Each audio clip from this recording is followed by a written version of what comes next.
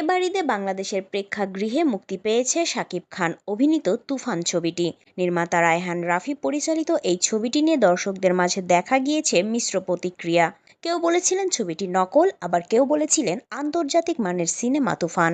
বাংলাদেশের পাশাপাশি কলকাতাতেও মুক্তি দেওয়া হয়েছিল ছবিটি, তবে এক সপ্তাহের মধ্যেই কলকাতার সব হল থেকে নামিয়ে ফেলা হয়েছে এই সিনেমাটি। কেবল কলকাতার কাছাকাছি দক্ষিণ 24 পরগনার একটি হলে চলছে এই সিনেমা। জানা যায়, প্রযোজনা সংস্থা এসভিএফ ভারতের ৪৫টিরও বেশি সিনেমা হলে মুক্তি দেওয়া হয় এই ছবিটি।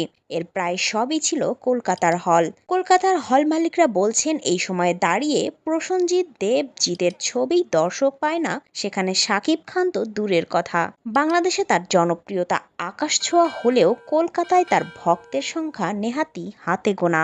তাই এই ছবি এক সপ্তাহের বেশি টানা কোনোভাবেই সম্ভব হয়নি হল মালিকদের। কলকাতায় থাকা শুধু বাংলাদেশি দর্শকরাই এই সিনেমা দেখতে হলমুখী হয়েছিলেন, কিন্তু তাতেও সবগুলি হল মিলিয়ে আয় 10 লাখেরও গণ্ডি পেরোতে পারেনি শাকিবের তুফান।